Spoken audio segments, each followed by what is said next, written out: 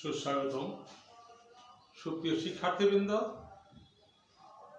আমি আজ আবার এলাম তোমাদের সম্মুখে পদার্থবিজ্ঞান নবম দশম শ্রেণী এর দ্বিতীয় অধ্যায় গতি বা মোশন। এই গতি বা মোশন বিষয়ে আজকে আলোচনা করব তোমাদের সঙ্গে। তো আমি কিশোর কুমার বিশ্বাস, সিনিয়র শিক্ষক, গণিত ও বিজ্ঞান,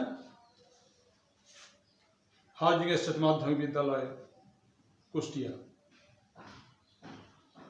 তো তোমরা নিশ্চয়ই গতদিনের পড়াটা আয়ত্ত করেছ। গতদিনে আমি তোমাদের সঙ্গে প্রথম অধ্যায়ের প্রশ্ন নিয়ে আলোচনা করেছিলাম। সেখান থেকে অবশ্যই তোমাদের কার্যকর কিছু অর্জিত হয়েছে। আজ আবার আমি চেষ্টা করছি তোমাদের সঙ্গে কিছু শেয়ার করে এই গতি বা মোশন বিষয়ে তোমাদের কিছু আলোকপাত করতে, যা তোমাদের পরবর্তীতে যখনই পরীক্ষা হোক না কেন এই জ্ঞানটা তোমাদের সহায়ক জ্ঞান হবে। কিন্তু তোমাদের বাড়িতে অবশ্যই প্র্যাকটিস করতে হবে। ঠিক আছে, এবার খাতা কলম ধরে তোমরা কিছু কিছু নোট নাও। আমি আলোচনা করছি, সেটা অনুসরণ করো। তাহলে এখান থেকে আমরা প্রথমে গতি এবং স্থিতি, এই স্থিতি এবং গতি প্রসঙ্গত এটি এসে যায়, এই বিষয়টির উপর আমরা এবার আলোকপাত করব। তো আমাদের চারপাশে যা কিছু আছে তার মাঝে কোনটি স্থির বা স্থিতিশীল এবং কোনটি চলমান বা গতিশীল, সেটি বুঝতে আমাদের কখনো অসুবিধা হয় না, তাই না? আমাদের চোখ দিয়ে আমরা এমনভাবে দেখি যে কোনো কিছু একটুখানি নড়লেই তা চট করে সেটা ধরে ফেলতে পারি আমরা। কাজেই স্থিতি বা গতি বলতে কি বোঝায় সেটি আমরা খুব চমৎকারভাবে অনুভব করতে পারি। তেমন সময়ের সাথে কোনো কিছুর অবস্থানের যদি পরিবর্তন হয় সেটি হলো গতি। যার কারণে বা যে কারণে সময়ের সাথে কোনো কিছুর অবস্থানের পরিবর্তন হয় সেটি হলো গতি। আর এর বিপরীতটাই স্থিতি। অর্থাৎ সময়ের সাথে কোনো কিছুর অবস্থানের যদি পরিবর্তন না হয় তাহলে এই অবস্থাকে বলা হয় স্থিতি। অর্থাৎ বস্তুটি স্থির আর এই বস্তুটির এই অবস্থাকে বলা হয় স্থিতি। কোনো কিছুর অবস্থান বলতে হলে সেটি বলতে হয় কোনো কিছুর একটি প্রসঙ্গ বিন্দু বা মূল বিন্দু। এই প্রসঙ্গ বিন্দু বা মূল বিন্দুর সঙ্গে তুলনা করে বা এর প্রেক্ষিতেই আমরা কোনো কিছু গতি বা স্থিতিকে পরিষ্কারভাবে বুঝতে পারি। যদি কোনো একটি মূল বিন্দু, ওই যে প্রসঙ্গ বিন্দু বা মূল বিন্দুর কথা বললাম, সেই মূল বিন্দু বা প্রসঙ্গ বিন্দুর সাপেক্ষে কোনো বস্তুর অবস্থানের পরিবর্তন হয় তাহলে সেই বস্তুটি ওই বিন্দুর সাপেক্ষে গতিশীল। কোন বিন্দুর সাপেক্ষে? ওই যে তোমার প্রসঙ্গ বিন্দু বা মূল বিন্দু। মূল বিন্দুটি কি আসলে স্থির নাকি সমবেগে চলছে সেটি নিয়ে আমাদের মাথা ঘামাবার কোনো প্রয়োজন নেই, সেটি গুরুত্বপূর্ণ নয়। কারণ সব গতি আপেক্ষিক।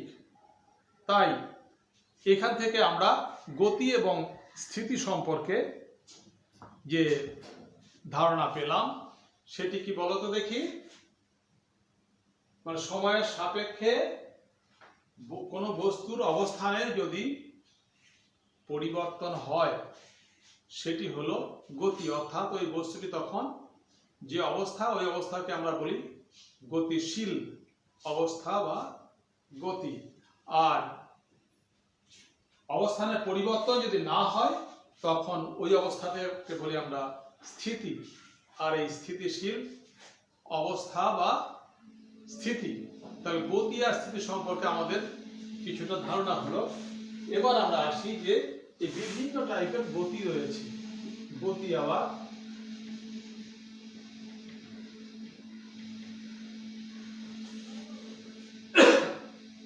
বিভিন্ন ধরনের যে গতি রয়েছে, সেই বিভিন্ন প্রকার গতি সম্পর্কে আমরা এবার একটু ধারণা দিই।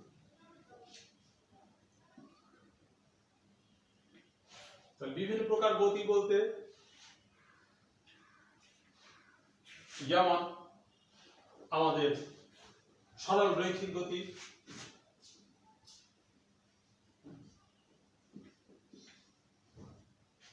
সরল রৈখিক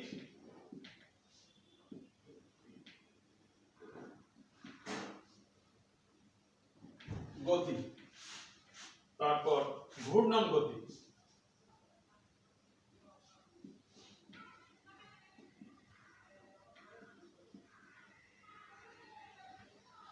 এরপর আসছে চলন গতি,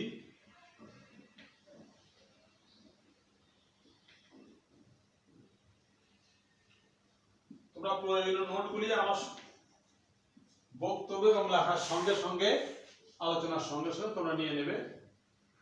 আর অবশ্যই তোমরা টেক্সট বুকটি অনুসরণ করবে। আচ্ছা, তো এখন সরলরৈখিক গতি, ঘূর্ণন গতি, চলন গতি, আর এখানে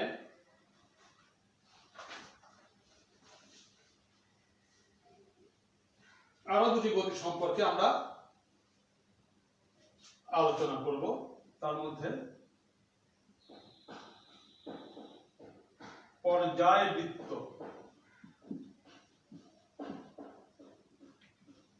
পর্যায়বৃত্ত গতি, সরল স্পন্দন গতি।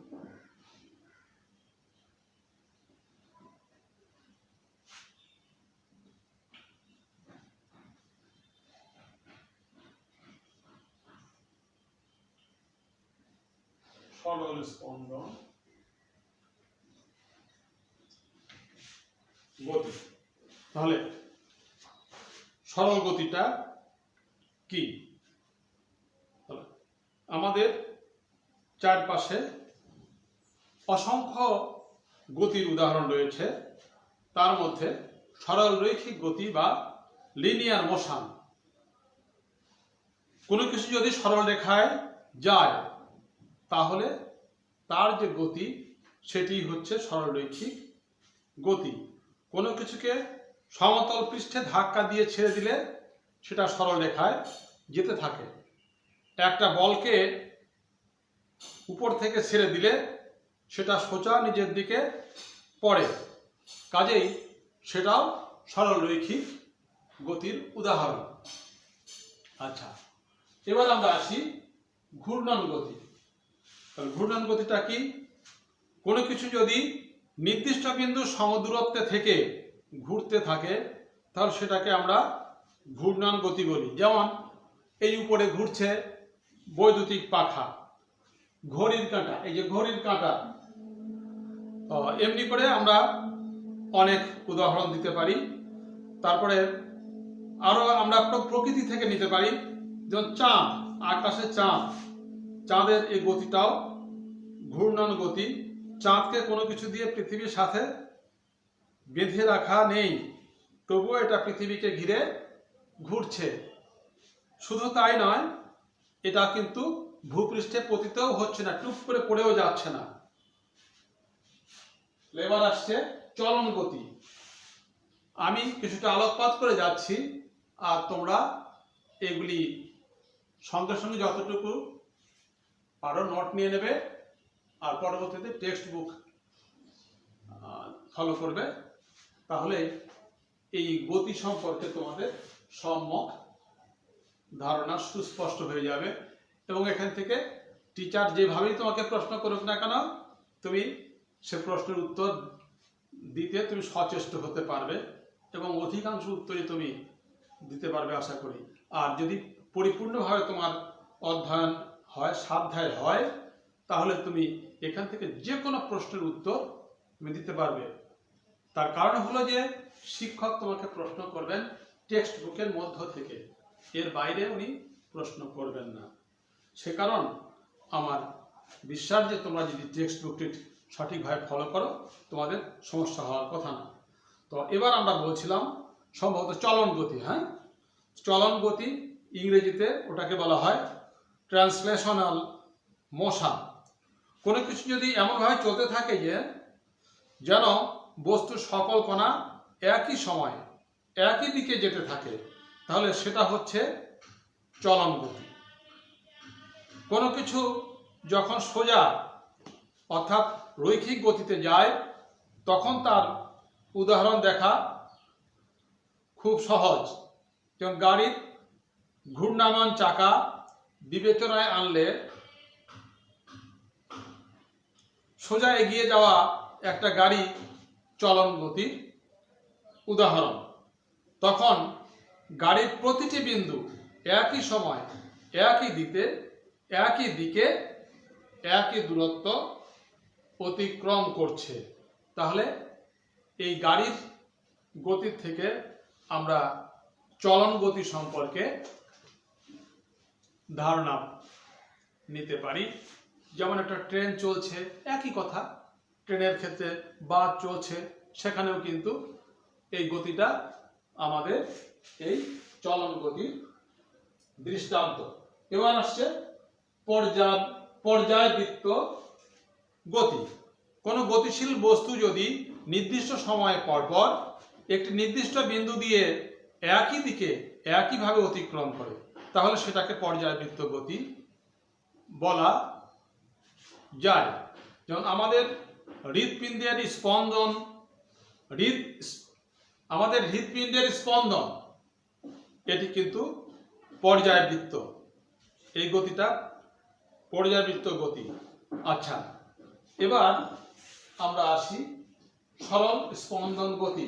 কারণ যেহেতু সময় কম আমি কিছুটা আলোকপাত করে যাচ্ছি, টাচ দিয়ে দিয়ে যাচ্ছি, তোমরা এটা প্রস্তুতি নিয়ে নিও। আচ্ছা, নেক্সট সরল স্পন্দন গতি।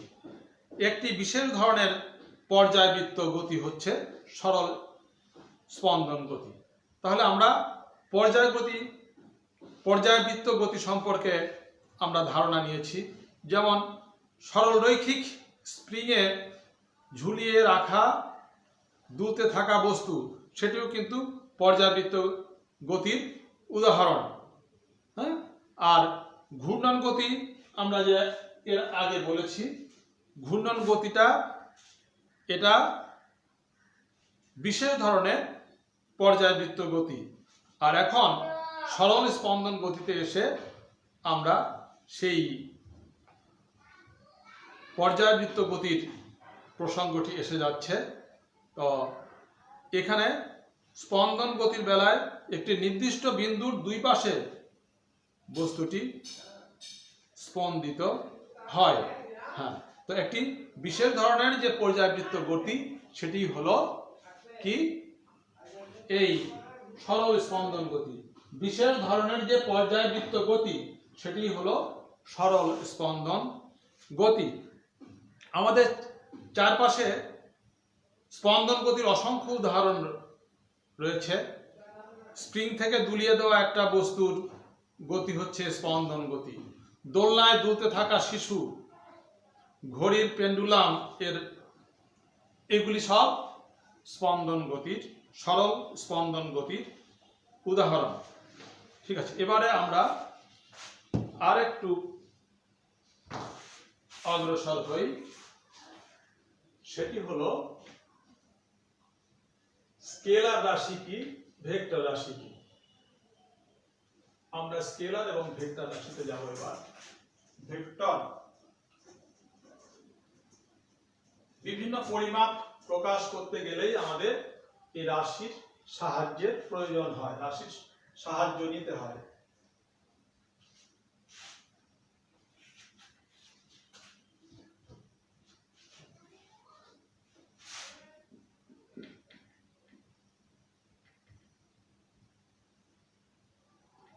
স্কেলার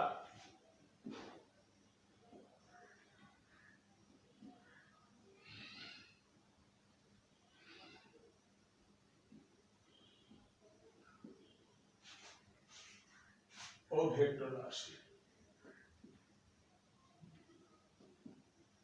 আচ্ছা, আমাদের পরিচিত জগতে আমরা যা কিছু পরিমাপ করতে পারি সেটাই হলো রাশি। আনন্দ কিংবা দুঃখ রাশি নয়, কারণ এটা পরিমাপ করা যায় না এভাবে। কিন্তু তাপমাত্রা একটি রাশি। যেমন তোমার দেহের তাপমাত্রা 37 ডিগ্রি সেলসিয়াস কিংবা 98.4 ডিগ্রি ফারেনহাইট, এটি কিন্তু পরিমাপ যোগ্য, তাই এটি রাশি। যে রাশি শুধু একটি সংখ্যা দিয়ে প্রকাশ করা যায় সেটা হচ্ছে স্কেলার রাশি। যেটা প্রকাশ করার জন্য একটা দিকেরও প্রয়োজন হয়, সেটি হলো ভেক্টর। তাছাড়া মানে আমাদের তাপমাত্রা ছাড়াও স্কেলারের যে উদাহরণ আছে তার মধ্যে আমি দু একটি তোমাদের বলি। যেমন সময় প্রকাশের জন্য কোন দিকে একটা বাজে কোন দিকে এটি বলার কিন্তু কোনো প্রয়োজন পড়ে না। দৈর্ঘ্য, টেবিলের দৈর্ঘ্য 2 মিটার, কোন দিকে এ প্রশ্ন আসে না, তাহলে এগুলি সব। তার ভর, আমার বাজার থেকে আমি চাল কিনে নিয়ে এলাম, তার ভর 5 কেজি, কোন দিকে এ প্রশ্ন আসে না, এই জন্য এটা স্কেলার রাশি। আর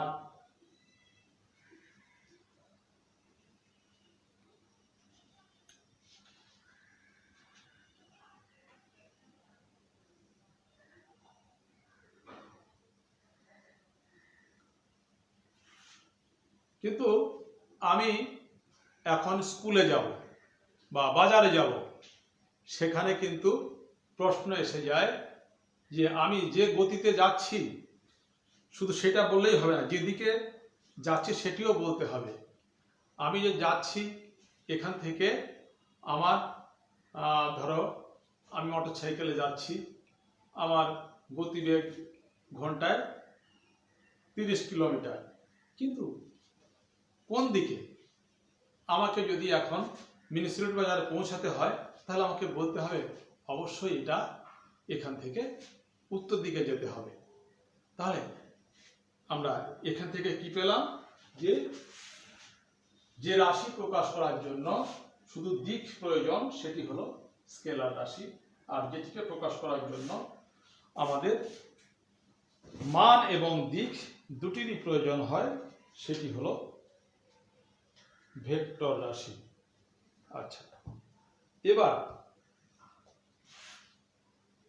আমরা আসবো দূরত্ব এবং সরণ। দূরত্ব এবং সরণ।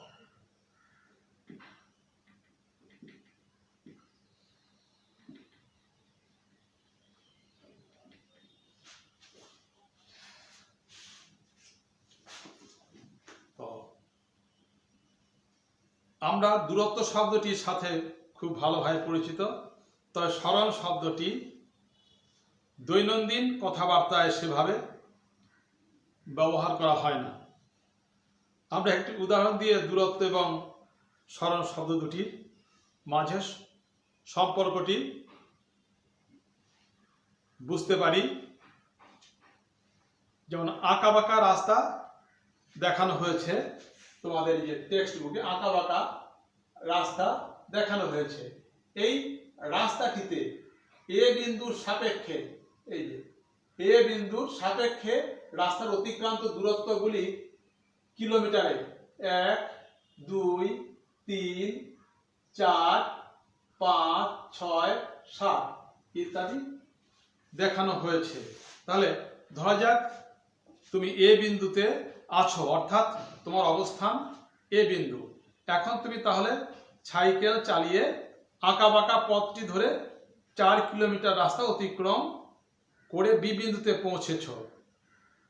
আমরা বলতে পারবো এ এবং বি বিন্দুর ভিতরকার দূরত্ব 4 কিলোমিটার এবং একটি স্কেলার রাশি, কাজেই এ এবং বি বিন্দুর ভিতরকার দূরত্ব বোঝানোর জন্য কোনো দিকের কথা বলে দিতে হবে না।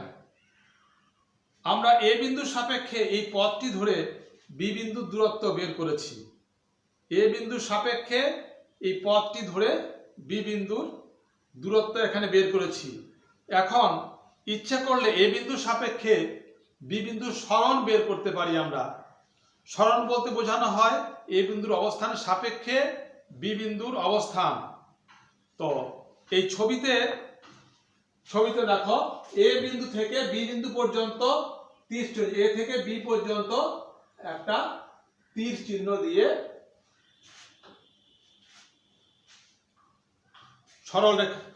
একটা সরল রেখা এঁকে সরণটি দেখানো হয়েছে।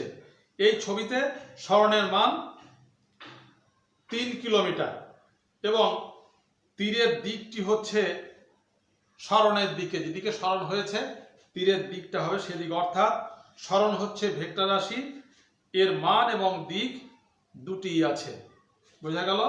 তাহলে আমরা এখান থেকে কি পেলাম? দূরত্ব হচ্ছে স্কেলার রাশি, এখানে দিকের প্রয়োজন নেই।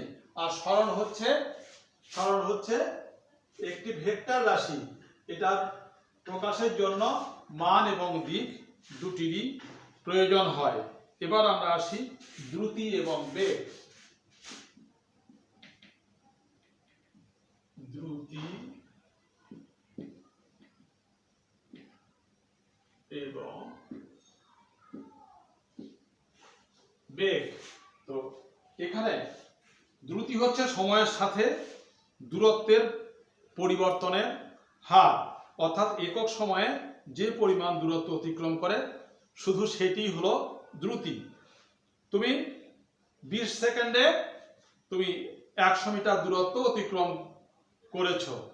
তো এখানে দ্রুতি যদি আমি ভি ধরি তাহলে এখানে আমরা বলতে পারি ভি সমান 100 মিটার ভাগ 20 সেকেন্ড, অর্থাৎ 5 মিটার পার সেকেন্ড। তাহলে এখানে 5 মিটার পার সেকেন্ড এটা হলো দ্রুতি। আর এখানে যদি আমরা দিক যোগ করে দেই, যে বেগ হচ্ছে সময়ের সাথে সরণের পরিবর্তনের হার। আর সরণ বলতে গেলে সেখানে সরণ যেহেতু ভেক্টর রাশি, সেখানে দিক এসে হাজির হয়। অর্থাৎ যদি 20 সেকেন্ডে কোনো নির্দিষ্ট দিকে তোমার অবস্থানের পরিবর্তন হয় 50 মিটার, তাহলে তোমার বেগের মান হচ্ছে, বেগকে যদি আমরা ভি ধরি, ভি সমান 50 মিটার ভাগ 20 সেকেন্ড, অর্থাৎ 2.5 মিটার পার সেকেন্ড। তবে এক্ষেত্রে আরেকটি বিষয় আমি তোমাদের একটু বলে রাখি, এই দ্রুতির একটি মাত্রা আছে যেটি তোমাদের টেক্সট বুকে পরিষ্কারভাবে দেওয়া আছে। ভি ইকুয়াল, থার্ড ব্র্যাকেটের মধ্যে ভি ইকুয়াল এল টি পাওয়ার -1। আবার বেগের ক্ষেত্রেও কিন্তু একই, অর্থাৎ দ্রুতি এবং বেগের মাত্রা এক, ভি ইকুয়াল এল টি পাওয়ার -1। আচ্ছা, এরপরে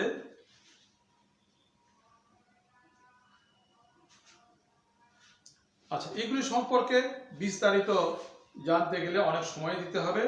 তো এখানে আরেকটি বিষয় আছে, গড় দ্রুতি বলে একটা কথা আসে, সেটা হচ্ছে মোট অতিক্রান্ত দূরত্ব ভাগ মোট সময়। মোট অতিক্রান্ত দূরত্বকে যদি আমরা মোট সময় দিয়ে ভাগ করি তাহলে আমাদের এখান থেকে গড় দ্রুতি এসে যায়। আর তাহলে আমাদের কি দাঁড়াচ্ছে?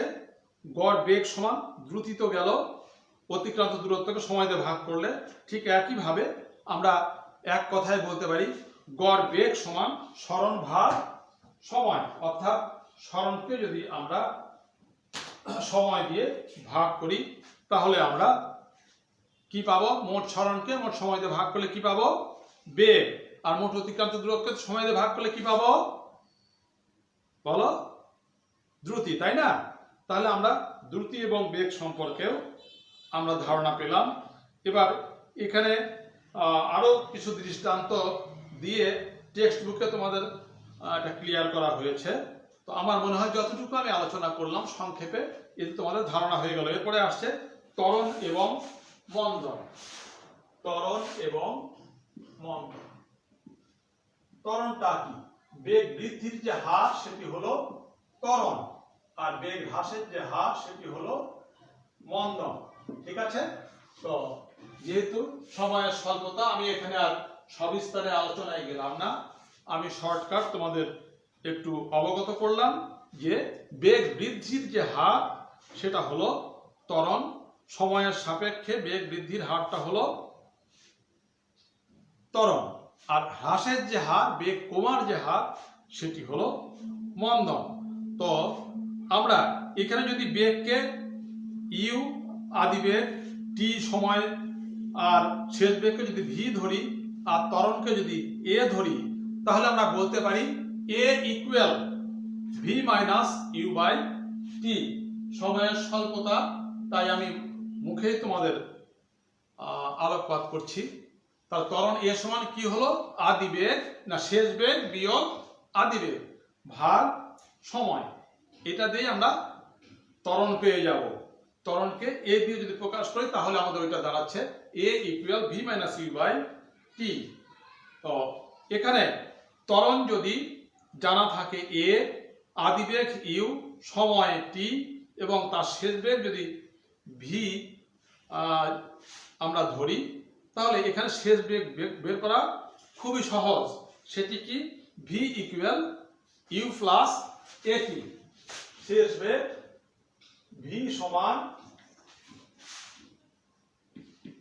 ইউ প্লাস এটি। বিভিন্ন অঙ্কের ক্ষেত্রে তোমাদের এই সূত্র হিসাবে এটাকে ব্যবহার করা হয়েছে। কিন্তু যদি বস্তুটা স্থির থাকে তাহলে কি হবে? তখন হবে ভি সমান শুধু এটি, কারণ এই ইউটা তখন জিরো হয়ে যায়। স্থির অবস্থা থেকে যদি কোনো বস্তু চলতে শুরু করে তাহলে আদি বেগ তার শূন্য থাকে। তাহলে দেখো তো, আসলে আমরা আমাদের চারপাশে যা কিছু দেখি তার মাঝে কিন্তু সমত্বরণের খুব চমকপ্রদ একটা উদাহরণ রয়েছে। ত্বরণ, সমত্বরণ এবং অসমত্বরণ এই দুটি আমরা দেখতে পাই। তো সময় অভাবে আমি সমত্বরণ এবং অসমত্বরণের মানে প্রতি একক সময়ে বেগ বৃদ্ধির হার যদি তোমার একই হয় তখন সেটাকে সমত্বরণ, আর অসমভাবে বেগ বৃদ্ধির হার যদি অসম হয় সেটাকে আমরা অসমত্বরণ বলে থাকি।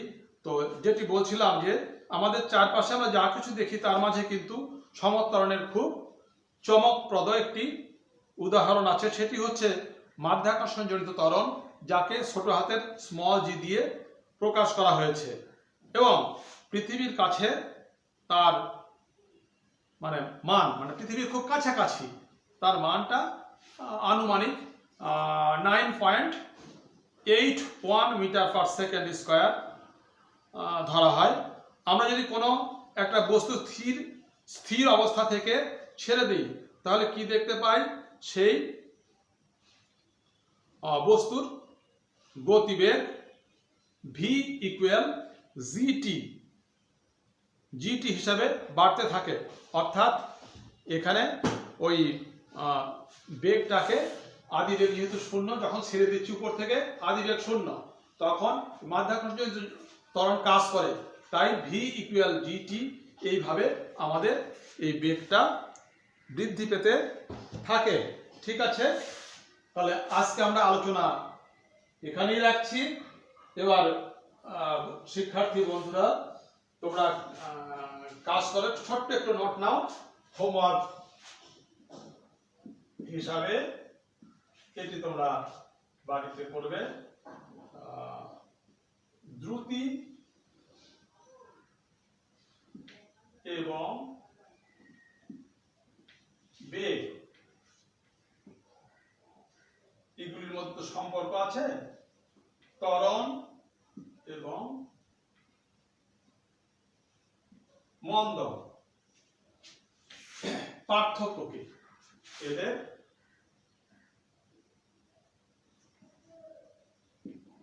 এইটুকু তোমরা